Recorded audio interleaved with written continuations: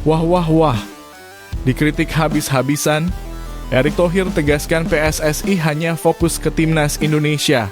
Kira-kira apakah tugas PSSI memang hanya fokus ke timnas saja? Fans Garuda harus simak fakta mengejutkannya. Nah loh, Ratu Tisa jadi kandidat kuat Ketua Umum PSSI yang baru. Ini dia rekam jejak Ratu Tisa sehingga sangat pantas jadi kandidat kuat Ketua Umum PSSI. Nah loh, dibongkar media Vietnam. Ini alasan Ulsan Hyundai rekrut Shin Tae-yong. Apakah Ulsan Hyundai juga ingin datangkan mantan anak asuh Shin Tae-yong dari Indonesia juga? Yuk saksikan beritanya hingga selesai.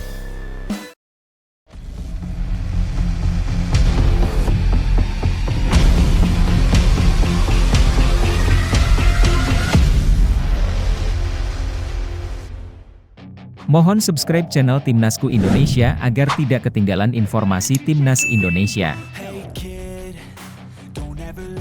Hanya fokus tim nasional, Erick Thohir dikritik habis-habisan.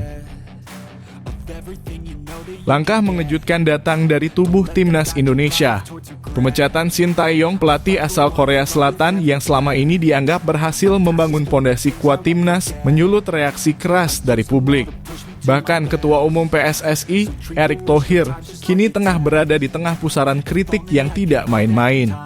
Banyak yang menilai bahwa dengan diberhentikannya Shin Tae-yong, maka apa yang telah dibangun selama 4 tahun terakhir seperti diriset ulang. Seperti pabrik yang baru selesai dibangun lalu langsung dibongkar kembali. Timnas pun terkesan memulai dari nol dan arah pembinaan yang sudah terstruktur kembali kabur entah kemana. Di tengah kegaduhan itu, pernyataan Erick Thohir yang menyebut bahwa fokus utama PSSI adalah tim nasional justru memperkeruh suasana.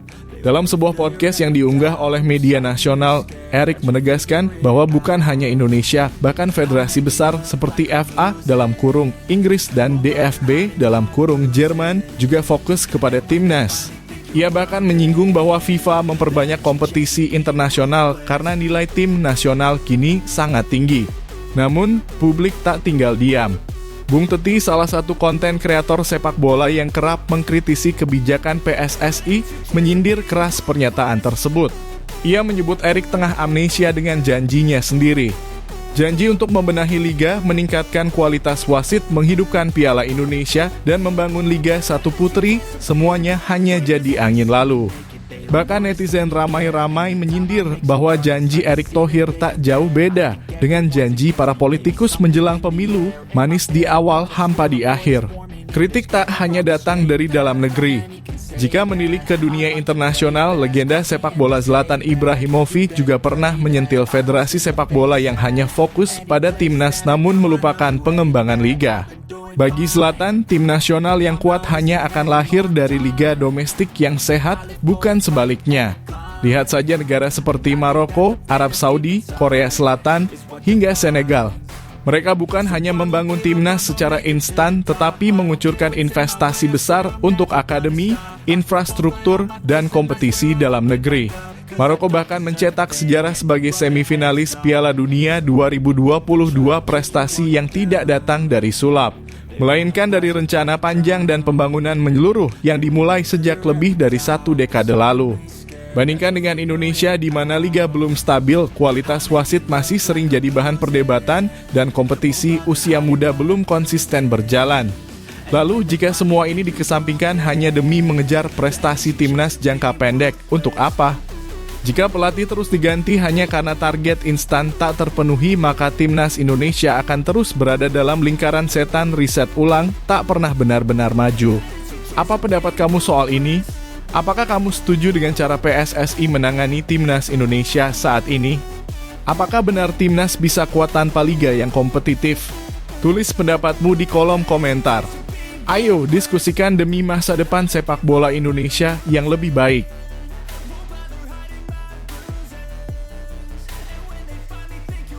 Ratu Tisa calon Ketua Umum PSSI masa depan. Gelombang ketidakpercayaan publik terhadap PSSI semakin kuat, terutama sejak keputusan mengejutkan yang diambil Ketua Umum PSSI, Erick Thohir, memecat Shin Tae-yong dari posisi pelatih kepala Timnas Indonesia. Keputusan ini tidak hanya dinilai gegabah, tapi juga menjadi titik balik keraguan masyarakat terhadap arah pembangunan sepak bola nasional. Pasalnya, Shin Tae-yong selama ini dianggap sebagai sosok yang membawa kemajuan signifikan bagi skuad Garuda, baik dari sisi permainan, mentalitas, hingga prestasi. Namun tiba-tiba semua itu diputus tanpa penjelasan transparan. Publik pun merasa seperti menyaksikan Timnas Indonesia diriset ulang dari awal, seolah apa yang dibangun selama 4 tahun terakhir dilenyapkan begitu saja. Yang lebih mengecewakan lagi, pelatih pengganti Shin Tae-yong dianggap tak mampu membawa hasil lebih baik. Bukti paling nyata adalah kegagalan Timnas Indonesia lolos langsung ke putaran ketiga kualifikasi Piala Dunia 2026. Sebaliknya, skuad Merah Putih justru terlempar ke round 4, memperpanjang perjuangan yang seharusnya bisa diraih lebih cepat. Kekecewaan semakin membesar ketika Timnas hanya menjadi runner-up di ajang Piala AFF U23, padahal ekspektasi masyarakat sangat tinggi setelah melihat performa gemilang tim di babak penyisihan. Dalam situasi itulah, nama Ratu Tisha Destria kembali mencuat sebagai calon kuat Ketua Umum PSSI untuk periode 2027. Sosok yang kini menjabat sebagai Wakil Ketua Umum PSSI ini dinilai publik memiliki rekam jejak yang jelas, konkret, dan relevan di dunia sepak bola. Bukan sekadar hadir di tribun atau membuat pernyataan normatif, Ratu Tisha adalah orang di balik layar yang sukses membawa Shin Tae-yong ke Indonesia. Ia juga punya peran vital dalam proses bidding Indonesia menjadi tuan rumah Piala Dunia U20. Saat masyarakat mempersoalkan keputusan Erick Thohir yang mengganti pelatih di tengah proses besar, Ratu Tisha tampil sebagai figur yang lebih visioner. Bahkan dalam momen semifinal Piala AFF U23 di Stadion GBK. Gestur Ratu Tisha yang terekam kamera menggeleng pelan saat mendengar pembelaan terhadap Patrick Kluivert menjadi simbol perlawanan diam terhadap arah kebijakan federasi saat ini. Nama lain seperti Samara Amani yang juga hadir dalam laga tersebut justru menuai kontroversi. Pernyataan Samara yang membela Kluivert meski gagal membawa timnas ke putaran ketiga Piala Dunia justru dianggap jauh dari semangat kompetitif yang dibutuhkan dunia sepak bola.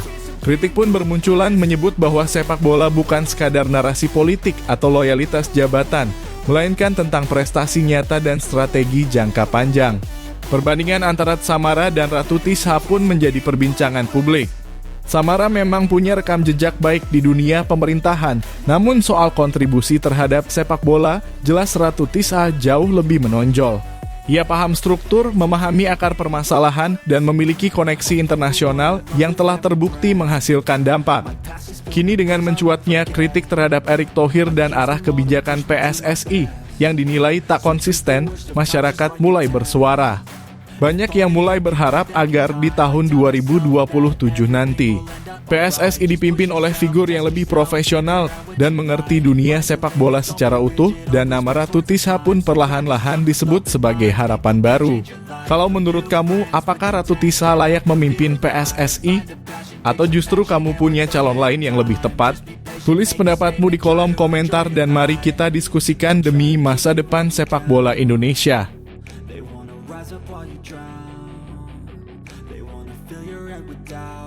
Dibongkar media Vietnam, alasan Ulsan Hyundai rekrut Shin Tae-yong. Kepergian Shin Tae-yong dari kursi pelatih Timnas Indonesia masih menyisakan luka bagi banyak pecinta sepak bola nasional.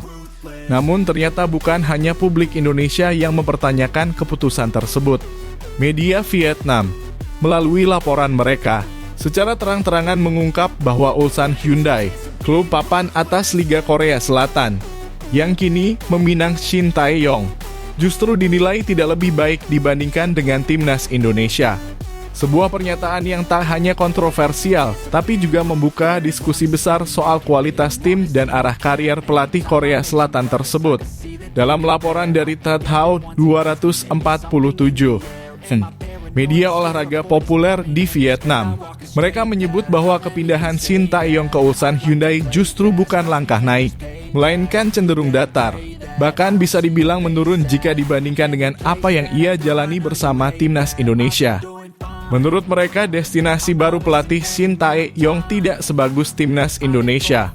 Ini tentu menjadi bahan renungan besar terutama bagi PSSI yang justru melepas seorang pelatih yang telah membangun pondasi besar bagi sepak bola nasional. Mengapa Ulsan Hyundai dianggap tidak lebih baik dari timnas Indonesia? Media Vietnam menilai bahwa gaji yang ditawarkan oleh klub Korea tersebut kemungkinan besar lebih rendah dari yang diterima STY di Indonesia. Selama memimpin timnas Garuda, Shin Tae-yong disebut menerima bayaran hingga 32,9 miliar rupiah per tahun atau sekitar 2 juta dolar AS, sebuah angka yang fantastis. Sementara di Ulsan Hyundai, meskipun ada rumor bahwa ia akan menjadi pelatih dengan gaji tertinggi dalam sejarah K-League, angka pastinya belum juga muncul ke permukaan. Hal ini memunculkan spekulasi bahwa Ulsan menawarkan lebih sedikit dibandingkan yang diterima STY di Indonesia. Namun bukan soal gaji saja. Tethao 247 juga menilai bahwa proyek besar Shin Tae-yong di Indonesia adalah sesuatu yang luar biasa dan langka. Ia tak hanya membentuk tim, tetapi membangun fondasi sepak bola nasional dari usia muda hingga senior. STY memoles banyak pemain muda menjadi pemain inti timnas, mengangkat performa di kancah Asia, dan membuat publik dunia mulai melirik Indonesia sebagai kekuatan baru di kawasan.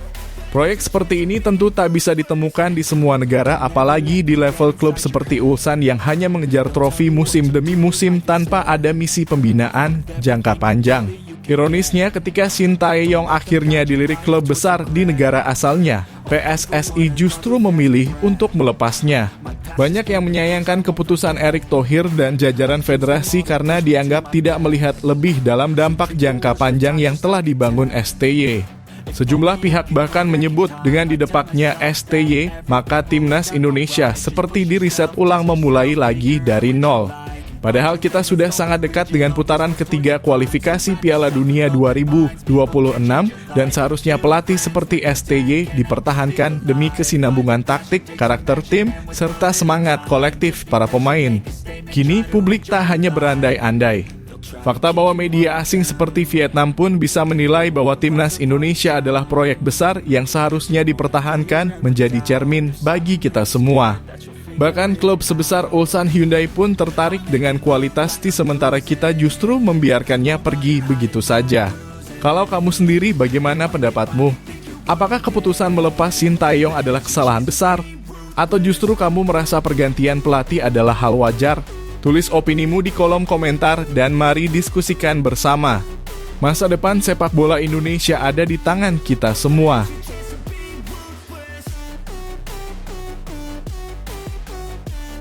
Terungkap timnas Indonesia bakal kedatangan 4 pemain naturalisasi baru.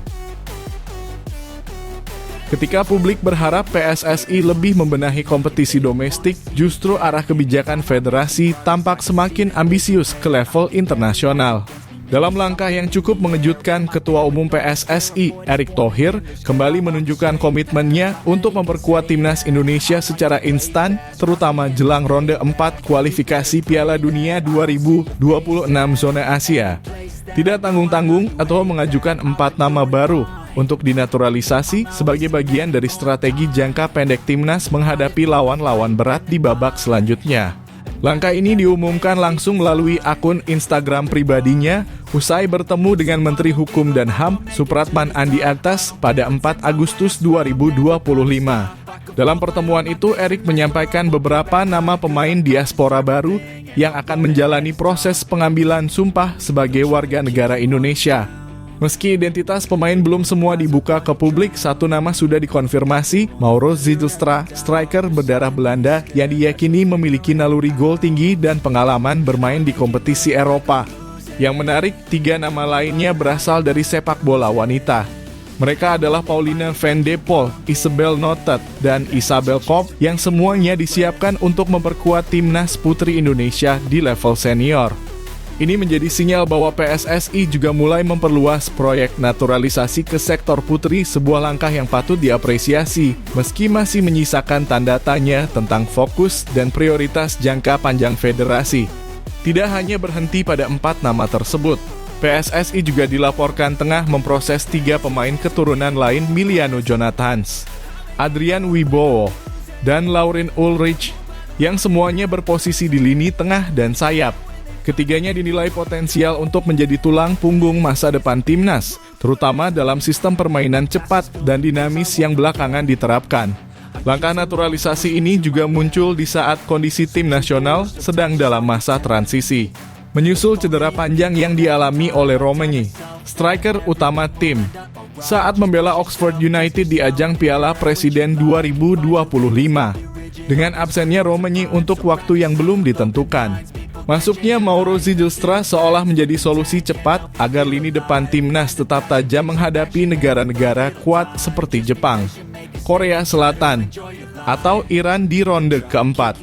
Namun di balik langkah strategis ini muncul pertanyaan penting, apakah PSSI terlalu fokus pada timnas dan melupakan pembinaan kompetisi domestik? Dalam pernyataan yang sama, Erick Thohir memang menyebut format baru Liga 3 dan Liga 4 yang akan memperebutkan trofi bertajuk Piala Presiden, Piala Gubernur, dan Piala Bupati atau Wali Kota. Namun realisasinya masih belum terlihat jelas sementara gelombang naturalisasi terus berlangsung. Banyak pengamat menilai jika regenerasi lokal tak berjalan selaras, maka sepak bola Indonesia hanya akan bergantung pada talenta diaspora tanpa membangun sistem berkelanjutan di dalam negeri.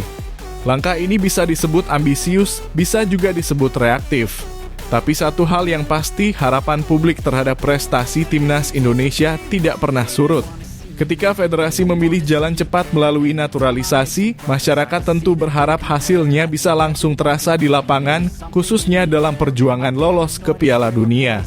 Nah, bagaimana menurut kamu? Apakah langkah PSSI mendatangkan pemain naturalisasi adalah keputusan tepat?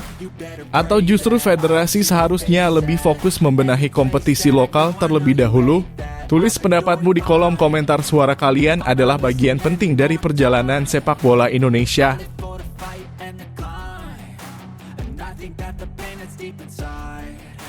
Ketegasan Erick Thohir usai timnas Indonesia gagal juara di Piala AFF U23. Ketegasan Erick Thohir kembali jadi sorotan publik sepak bola nasional usai kegagalan timnas Indonesia U23 di ajang Piala AFF U23. Meski hasil yang didapat Garuda Muda belum memuaskan, Ketua Umum PSSI itu menegaskan bahwa arah pembangunan sepak bola Indonesia tetap jelas fokus pada penguatan tim nasional. Bagi Erick, timnas adalah wajah utama bangsa di kancah internasional dan itulah sebabnya prioritas PSSI tidak akan bergeser meski kritik datang dari berbagai arah. Dalam sebuah wawancara di kanal YouTube Liputan 6 Sport, Erick menyampaikan bahwa fokus utama PSSI adalah pada pengembangan tim nasional, bukan semata-mata kompetisi domestik. Ia mencontohkan bahwa di berbagai negara besar sepak bola seperti Inggris dan Jerman, asosiasi sepak bolanya pun menitikberatkan peran mereka pada pengelolaan timnas. Kompetisi liga menurutnya sudah memiliki ekosistem sendiri dan tidak bisa terus disamakan dengan tugas federasi. Orang mau bilang PSSI tidak bertanggung jawab terhadap liga, ya biarin aja. Kita punya mindset yang berbeda. Fokus kita memang timnas, ucap Erick tegas. Pernyataan ini sontak memantik reaksi beragam dari masyarakat, khususnya para pecinta sepak bola yang menaruh harapan besar terhadap prestasi tim nasional.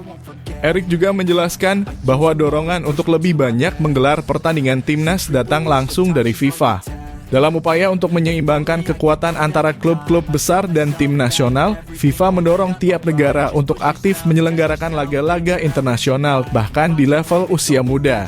Hal ini tercermin dari agenda pada timnas U17 dan U20, termasuk turnamen seperti Piala Kemerdekaan yang menjadi persiapan penting menuju kompetisi yang lebih besar. Bahkan ketika saya baru duduk, langsung diumumkan U20 Putri, U17 ikut Piala Kemerdekaan, dan banyak lagi. Ini menunjukkan bahwa FIFA ingin tim nasional tetap relevan dan diperhatikan, tutur Erick yang juga pernah menjabat sebagai Presiden Inter Milan. Ia juga menyoroti fenomena super klub yang kini mulai mendominasi perhatian publik dan media di banyak negara. Erick menilai bahwa jika federasi tidak responsif, maka nilai dan eksistensi tim nasional bisa kalah pamor dibanding klub-klub elite tersebut. Oleh karena itu, perlu ada keseimbangan dan kerjasama yang sehat antara federasi dan operator liga. agar keduanya bisa saling mendukung. Menanggapi kritik soal regulasi usia pemain muda di Liga, seperti U23 yang diwajibkan bermain selama 45 menit di Liga 1 dan U21 di Liga 2. Erik menyadari bahwa itu belum lazim di dunia sepak bola. Namun menurutnya itu adalah bagian dari eksperimen yang dilakukan demi memberikan ruang bermain kepada pemain muda demi kepentingan timnas jangka panjang. Erik juga mengapresiasi kerjasama yang sudah terjalin antara federasi dan pihak liga. Meski belum sempurna, ia menyebut bahwa kolaborasi ini penting agar kepentingan tim nasional tetap terjaga dan tidak tenggelam dalam hingar-bingar liga domestik. Ia ingin PSSI dan Liga bekerja seiring sejalan demi membangun fondasi sepak bola yang kuat. Dengan segala pernyataannya, Erick Thohir jelas ingin mengirim pesan bahwa kegagalan di Piala AFF U23 bukanlah akhir segalanya. Sebaliknya, itu adalah bagian dari proses panjang menuju pembentukan tim nasional yang tangguh. Ia meminta publik untuk tetap mendukung proses ini dan percaya bahwa arah yang diambil PSSI sesuai dengan tuntunan FIFA dan kebutuhan jangka panjang sepak bola Indonesia. Bagaimana menurut kamu, apakah langkah tegas Erick Thohir untuk terus fokus ke timnas sudah tepat? Yuk, tuliskan pendapatmu di kolom komentar.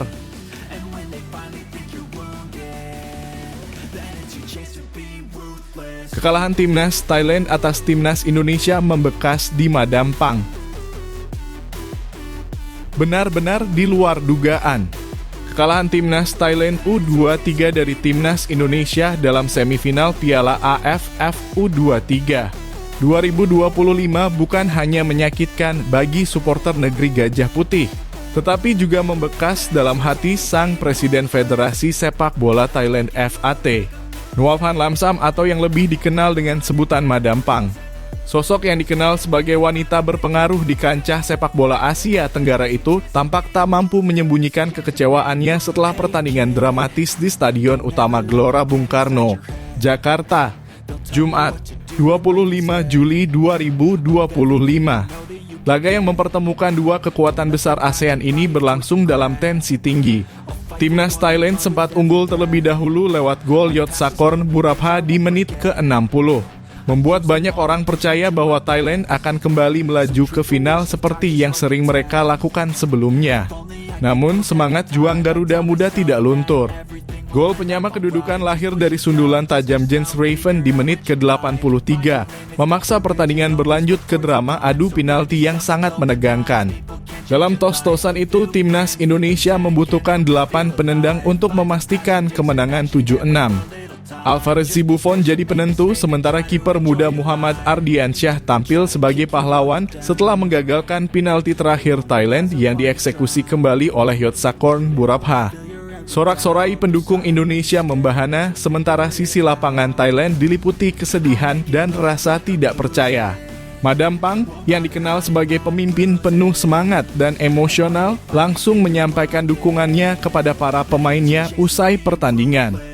Dalam unggahan di akun Facebook pribadinya, ia menulis penuh haru bahwa para pemain Thailand sudah berusaha sebaik mungkin.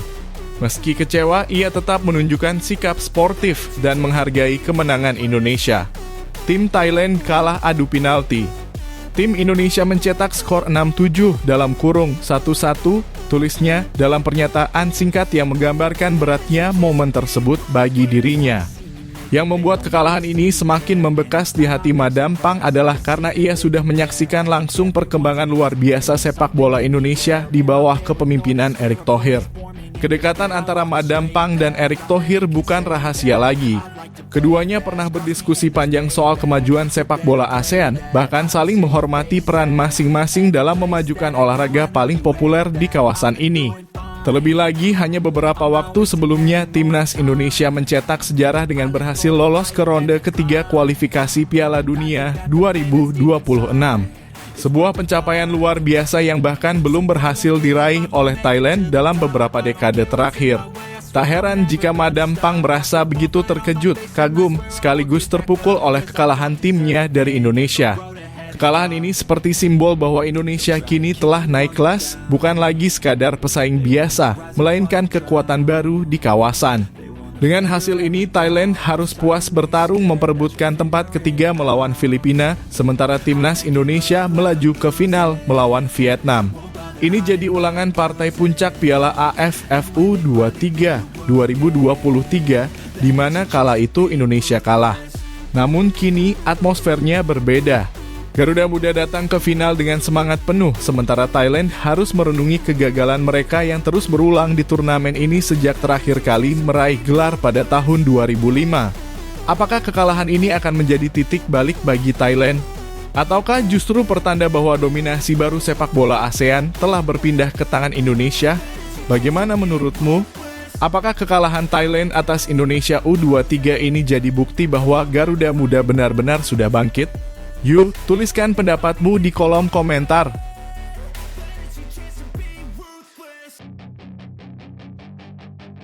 Erick Thohir jelaskan alasan timnas Indonesia jarang tandang di FIFA Matchday. Sejak dilantik sebagai Ketua Umum PSSI pada Februari 2023, Erick Thohir membawa berbagai gebrakan dan strategi baru dalam membangun wajah baru sepak bola nasional. Salah satunya yang paling mencolok adalah kebiasaan timnas Indonesia yang lebih sering menjalani laga uji coba di kandang sendiri saat FIFA Matchday. Dalam 5 periode FIFA Matchday terakhir, tercatat 6 pertandingan uji coba digelar dan 5 diantaranya berlangsung di Indonesia. Hal ini tentu menjadi sorotan sebab biasanya FIFA Matchday menjadi momentum ideal untuk bermain tandang demi menguji mental dan kualitas tim nasional di atmosfer berbeda. Namun dalam pernyataan terbarunya melalui kanal YouTube Liputan 6, Erick Thohir akhirnya menjelaskan alasan dibalik kebijakan ini. Dan yang mengejutkan alasannya tidak semata-mata berkaitan dengan aspek teknis atau strategi pelatih, melainkan lebih kepada faktor ekonomi sepak bola dan citra Indonesia di mata dunia. Erick menyebut bahwa saat ini banyak negara yang justru tertarik untuk datang ke Indonesia dan merasakan atmosfer sepak bola di tanah air. Ia mencontohkan momen ketika timnas Indonesia menjamu Argentina, tim juara dunia yang datang pada FIFA Matchday Juni 2025. Sejak saat itu, magnet timnas Indonesia meningkat drastis. Banyak tim asing, influencer luar negeri, bahkan YouTuber mancanegara tertarik untuk menjadikan laga-laga timnas sebagai konten, menyoroti suasana stadion, antusiasme supporter, hingga fasilitas yang ditawarkan. Memang kebetulan pada tertarik main di sini. Mungkin gara-gara kita undang Argentina, jadi pengen coba di sini, ujar Erick. Ungkapan ini memberi gambaran bahwa Indonesia kini mulai diperhitungkan sebagai destinasi pertandingan internasional. Tidak hanya dari sisi kualitas tim, tetapi juga karena atmosfer penonton yang dinilai sangat meriah dan menggairahkan. Erick juga menambahkan bahwa pilihan untuk menggelar laga kandang bukan tanpa manfaat. Justru lewat pertandingan-pertandingan tersebut, roda ekonomi sepak bola dalam negeri ikut bergerak. Penjualan tiket, siaran langsung, hak siar, merchandise, hingga aktivitas digital di media sosial semuanya menciptakan dampak ekonomi yang positif. Coba kalau kita ngomong bola sekarang, oh ratingnya tinggi. Coba ngomong yang lain. Artinya apa? Ini ekonomi yang bagus, lanjut Erick. Namun tetap saja sebagian fans merasa bahwa terlalu sering bermain di kandang bisa membuat timnas Indonesia kurang teruji secara mental saat bertanding di luar negeri. Mereka berpendapat bermain tandang dengan tekanan supporter lawan dan kondisi lapangan yang berbeda adalah bagian penting dari proses pembentukan tim yang tangguh. Apalagi jika timnas ingin berbicara banyak di kancah internasional seperti Piala Asia atau kualifikasi Piala Dunia. Meski begitu, pernyataan Erick memberikan perspektif baru bahwa membangun timnas tidak hanya soal hasil di lapangan, tapi juga bagaimana menciptakan sistem yang menguntungkan secara ekonomi dan berkelanjutan. Kombinasi antara performa tim, daya tarik penonton, serta nilai ekonomi menjadi fokus baru dalam era kepemimpinannya. Lalu bagaimana menurut kamu? Apakah kebijakan PSSI yang lebih sering menggelar FIFA Matchday di kandang sudah tepat? Ataukah timnas seharusnya lebih sering dijajal di luar negeri untuk mengasah mental bertanding? Yuk, tulis pendapat kamu di kolom komentar.